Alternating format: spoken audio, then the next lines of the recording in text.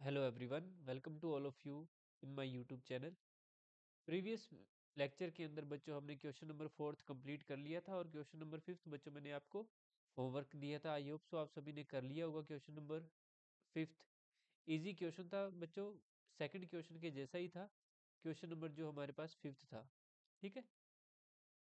Third question भी उसी के जैसा था। तो question number second, third and fifth sem थे।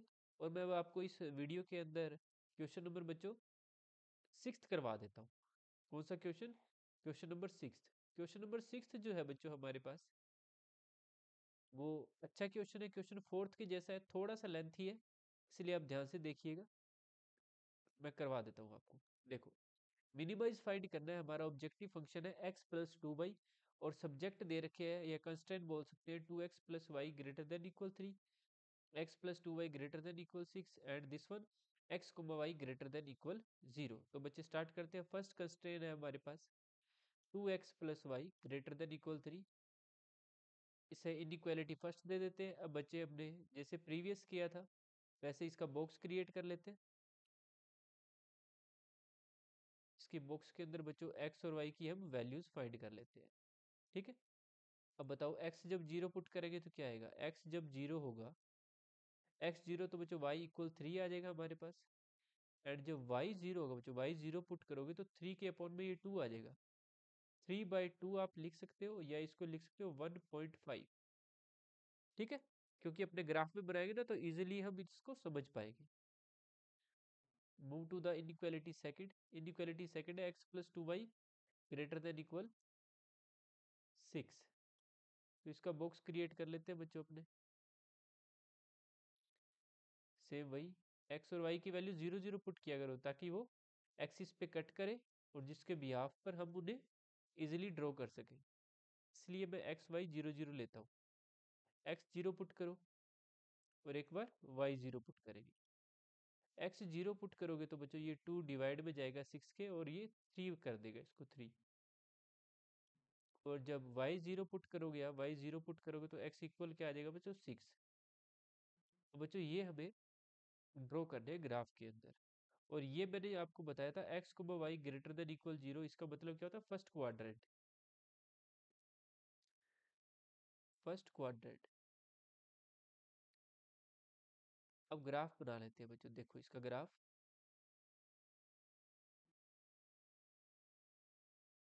आपको पता है ग्राफ बनाने के लिए स्केल लेना पड़ेगा। स्केल देखेंगे कि क्या आएगा स्केल हमारे पास।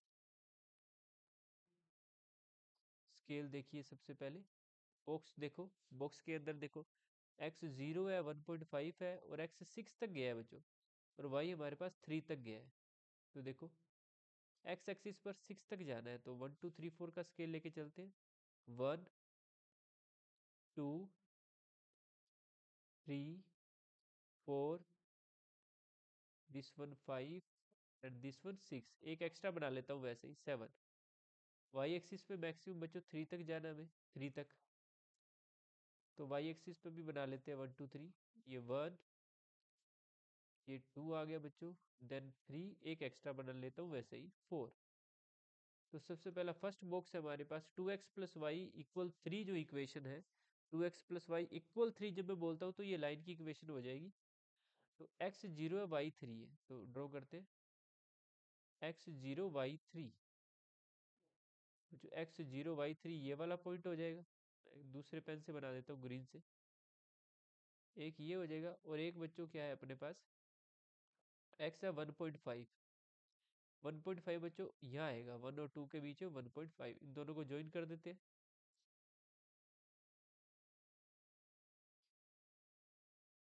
एक सेकेंड,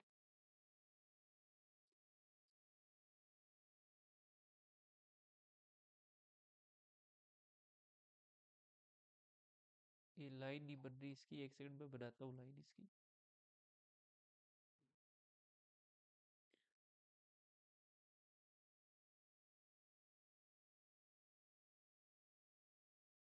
ये बच्चों लाइन ड्रॉ कर दी है मैंने इसकी, ठीक है।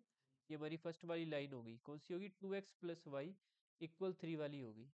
मैं लिख देता हूँ यहाँ पे इसको, 2x प्लस वाई इक्वल 3 वाली लाइन है, लिख देना चाहिए हमेशा। अब सेकंड लाइन ड्रॉ करता हूँ। सेकंड लाइन है बच्चों अपने पास x0 है, y3 है, x0 y3 सेम यही पॉइंट हो जाएगा, और एक उसमें क्या है x6 है, तो इसको ज्वाइन कर देते हैं अपने, ये वाली लाइन, ये लाइन हो जाएगी। इसके पास इस लाइन की इक्वेशन लिख देते हैं। लाइन की इक्वेशन है x+2y=6, यहाँ लिख देता हूँ x+2y=6 आ गया।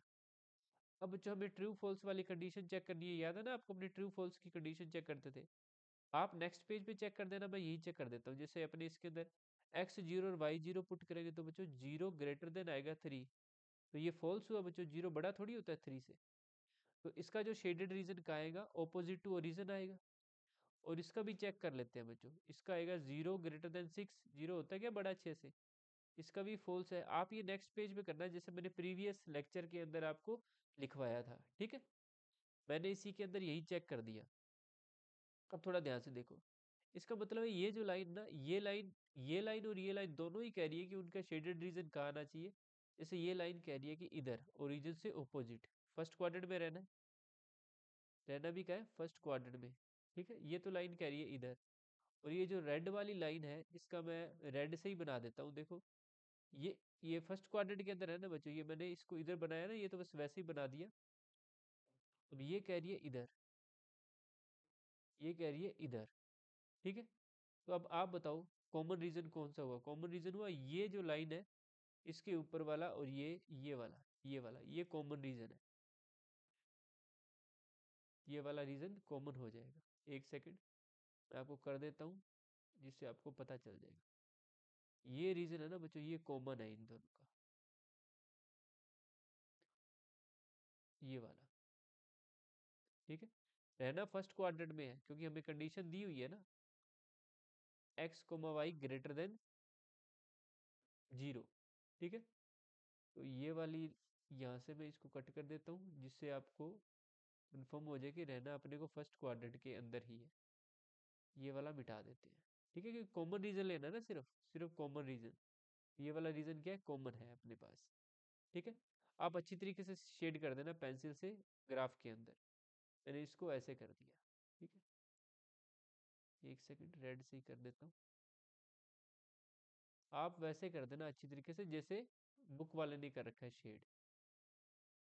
हाँ जी, तो ये अपने पास कॉमन रीजन। अब आप इसके कॉर्नर पॉइंट देखो, एक तो कॉर्नर पॉइंट ये है, कॉर्नर पॉइंट पे अगर अपने बात करें, इसका कॉर्नर पॉइंट एक तो बच्चों ये है अपने पास, इसको मैं ए दे देता हूँ। ए है बच्चों हमारे पास 6,0, इसको बी दे देते हैं। ये जो हमारा बी है ये है बच्चों 0,3, क्योंकि ये वाई एक्सिस पे है। तो इस पे हमारा जो ऑब्जेक्टिव फंक्शन है बच्चों, ये z(x+2y), इसको चेक करते हैं, मिनिमाइज फाइंड करना है ना। z हमारा जो ऑब्जेक्टिव फंक्शन है इसका मिनिमाइज फाइंड करना है हमें।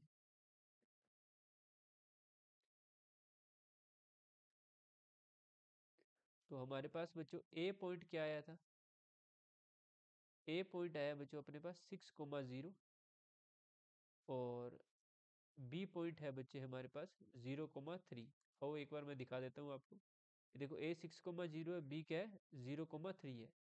यही कॉर्नर पॉइंट हुए इसके शेडेड रीजन के, और तो कोई कॉर्नर पॉइंट आया ही नहीं इसका।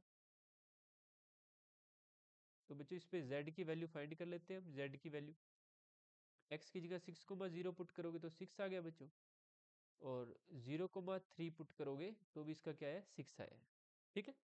तो क्योंकि दोनों का ही 6 आया है और हमें मिनिमम बताना था, ठीक है, ध्यान से सुनो।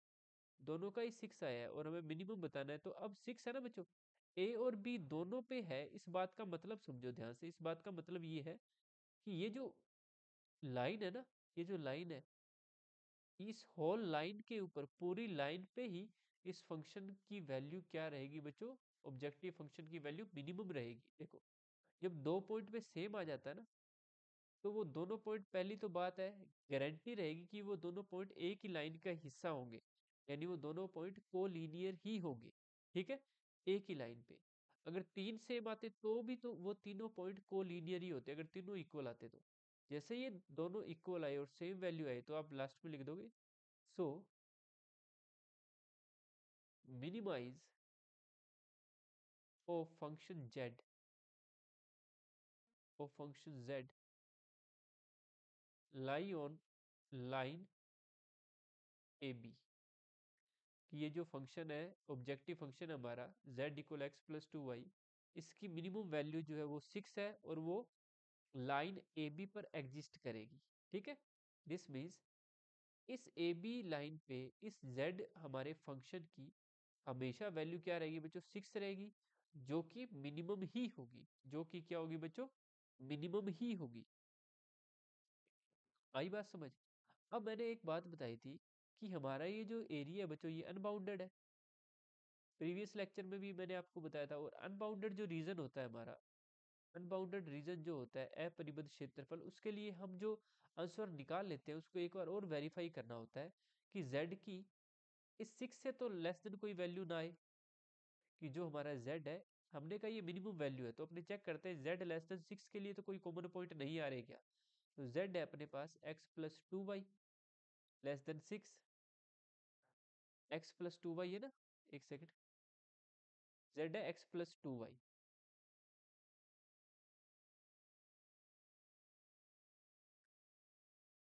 तो x plus two y less than 6 के लिए हम बनाएंगे फिर से वही बॉक्स। मैंने ये प्रीवियस लेक्चर में आपको सिखाया हुआ है कि जब अनबाउंडेड एरिया आता है बच्चों, तो अपने को ये एक बार चेक करना होता है, जो हमारा आंसर है उसे कंफर्म करना होता है। ठीक है, अनबाउंडेड एरिया के लिए ही होता है, ये सिर्फ बाउंडेड के लिए नहीं किया जाता। एक्स वाई, अब एक्स जीरो अगर पुट करोगे तो वाई आ जाएगा बच्चों 3, और वाई अगर जीरो पुट करोगे तो एक्स आ जाएगा बच्चों 6। एक बार फिर से देखो, ये जो दोनों पॉइंट है ये सेम वही पॉइंट है, ये वाला और ये वाला। दिस मीन्स हमारा जो अनबाउंडेड एरिया है, unbounded area, true false condition, true false condition check करते हैं कि इसका एरिया किधर वाली साइड है। एक्स और वाई की जगह जीरो पुट करो तो जीरो लेस देन 6, जो कि ट्रू है।